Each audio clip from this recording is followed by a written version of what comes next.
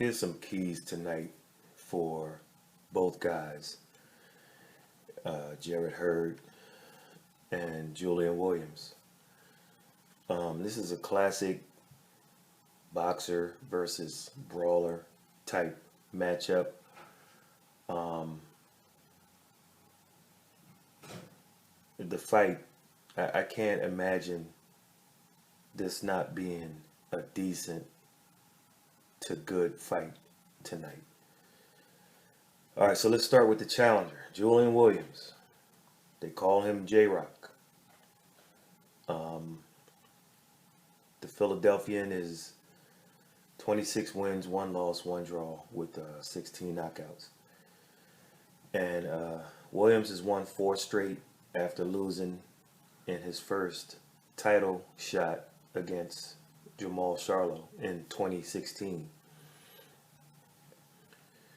Some keys for Julian are, first, he has to get off to a lightning fast start. He needs to get off early. Throw combinations. I like the jab to the stomach in this fight. You know, just keep touching that breadbasket early and often. One combination I like against Hurd is the jab down low, a jab up top to the nose, and then a right hand to follow, all in one quick motion. Hurd is there to be hit.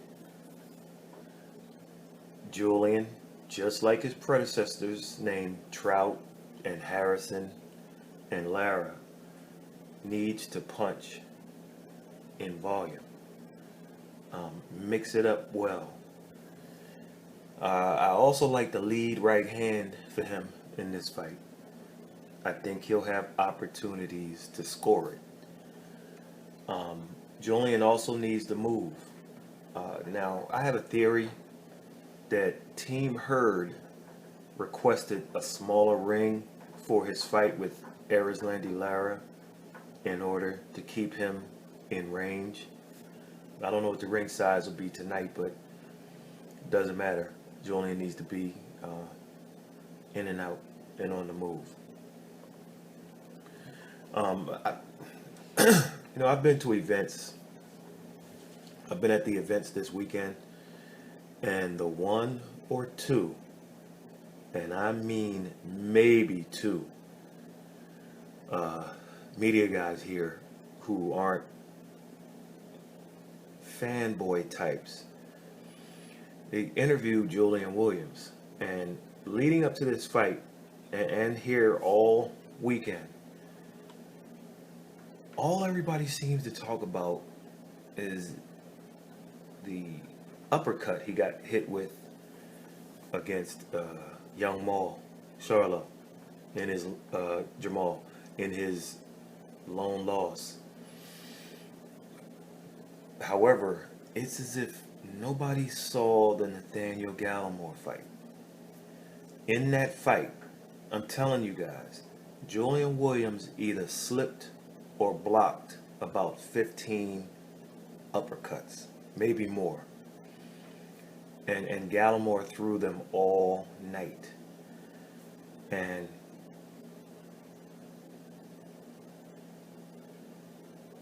I say that because it's actually a punch that can land for Williams inside is the uppercut. Hurd gives you that punch. The left or the right uppercut, whatever's available. You throw it and then you get out and try to finish with a jab while walking out. That'll keep you out of trouble. Julian is an excellent fighter inside. However, so is Hurd. In this scenario, he needs to work inside and tie up. Try not to let Hurd lean on you on the inside.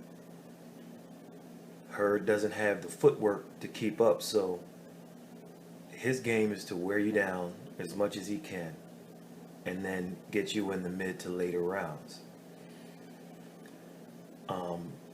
Julian needs to also try to back Hurd up once in a while. And even if he can't, if he throws his combinations, it'll make Jarrett flat-footed. Get your combinations off and get out of there. But every once in a while, let Jarrett think he's going to hit something. Okay? Slip it and then counter it. That's your game, Julian. You have better movement and faster hands. And when Hurd doubles up on his right hand, be ready to counter with the biggest left hook you can throw. It'll be there. Julian's fast twitch muscles must be on point to win tonight. Punch and combination. Score points. You don't have to chop this big tree down to win.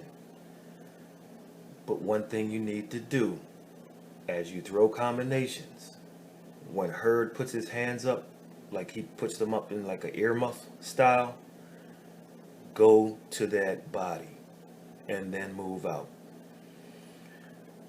Defensively, Julian has to be aware of Hurd's counter shots. They are effective. A little bit more on that later. So, Julian, keep your hands up. Keep moving your head. Of course, leaving your hands up gives your body up. So, be ready to be on the move because Hurd is going downstairs. Julian's hand should be up as he moves. And when he moves out, he needs to move out at angles and not straight back. If you move straight back, it'll be Tony Harrison 2.0 for Jarrett Hurd. And if Julian can do some of those things, he has a good chance tonight. Now let's look at the unified champion. He's known as Swift. His name is Jarrett Hurd. And the Marylander is 23-0, 16 knockouts. And he's the IBF, IBO, and WBA guy. And Hurd is coming off a knockout win over Jason Wellborn last December.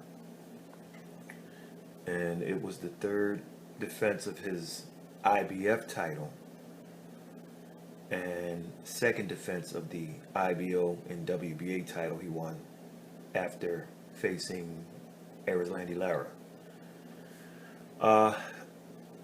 One thing about Jarrett Hurd is when he beat Tony Harrison and Austin Trout, he landed counter punches. Very effective, as I stated earlier. On Trout, as he tried to escape, he was getting countered. And that's how that fight went with Austin Trout. Trout was scored, and as he tried to escape, he often went straight back, and he got countered. With Tony Harrison, it was in tight quarters, and it came over top of a punch. So it was a counter over top of a Harrison punch. He should continue to do that. That's been effective for him against world-class competition. In this fight, also, Hurd is going to have to be the same effective counter puncher he's been, as I stated. Julian Williams got knocked down with a big counter uppercut from Charlo. And Julian and his trainer keep believing it was because Julian overshot his right hand. I disagreed with them then, and I disagree with them now. Julian Williams got caught because he gave away when he jabbed. He kind of tipped them off when he was about to jab. If you go back to the Charlo uppercut, look at Julian throw his jab. He just didn't shoot his jab out quickly. He did this slight lean to the left, and then he threw the jab. And I'm telling you, Ronnie, okay, Shields, he saw that on tape, and he told Jamal to look for it. And I bet he and Charlo worked on it over and over in camp. Julian did the left lean to the left before he throws his jab. And so during the fight, Jamal, he did what he collected data early on. And when Julian did the lean and began to jab, Jamal's uppercut was already in motion. And that's how he got caught. Watch the video. Slow it down if you can. Or watch the replay. That was a Showtime fight. They'll show the replay in slow motion. Now, Jarrett Hurd doesn't have that type of uppercut. His comes in at closer range, and so he needs to throw it. Test the water. Julian has some pop on his punches, but he's not a one-punch knockout guy. Jarrett Hurd is licking his chops at that, and he's going to keep coming forward and take punches in order to land punches. That's his game. He's not the biggest puncher either, but his game plan should be to try to use his size and stalking presence to keep the pressure on Williams. Jarrett shouldn't get frustrated if he can't get to Julian as soon as he wants. Making weight isn't easy for Hurd, and although he's a strong finisher, eventually draining the weight before fights is going to catch up to him. Could it be this fight? We don't know. But he'd like to not find out by getting to this kid in the early to middle rounds. But what he doesn't want to do is get impatient and make mistakes and allow rounds to be banked by Williams because of just him being impatient. Some people believe Julian has stamina problems late. If he does in this fight, finish him. That's right up your alley as you get stronger somehow as the fight goes on. So Hurd will know what to do if that happens. Just keep grinding him out. Hurd also has at least a 4-inch reach advantage and certainly a height advantage. Use both. Ironically, I love the work Hurd does on the inside. These are both two big-time inside fighters. And so he may go inside. One reason is to smother Julian's punches, so Julian can't get that distance and extend to throw big punches. Another reason he'll go inside, even though Williams is a fantastic inside fighter himself, is so he can lean his big body on Julian, wear him down. So that's equivalent to pressure on the inside as opposed to trying to walk a guy down. Hurd has a nice double right hand, and he should be ready to shoot his punches to counter whatever Williams throws. That double right hand has been effective for him. Be patient in there. The fight will slow down eventually and go to the body and take Julian's legs away.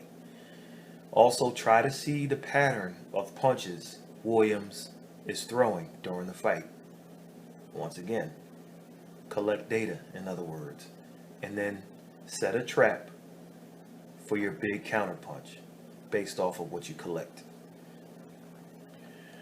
As with Terrence Crawford, Hurd isn't the fastest of starters, but in this fight, maybe he should at least try to test Williams and get to him early, as Crawford did Amir Khan. Either way, in this fight, the key is to hit Williams anywhere you can. Arms, hips, wherever. Here we go back to the talk about an uppercut. I'd like to see Jarrett, instead of totally focusing on the uppercut, I'd like to see Jarrett stick that big paw out there and catch Julian coming in with his stiff jab. With his weight and angle the jab will come from, it could catch Williams sleeping. If you have trouble early on, throw your big shots at Julian's chest, and maybe, just maybe, you'll find his chin instead as he's ducking low and moving his head. I don't know why more guys don't do it. Daniel Jacobs, for example, when Alvarez was moving his head and he was missing, throw that shot at the chest. You might catch the chin. If Jarrett Hurd executes some of these keys, he'll be in good shape later on tonight.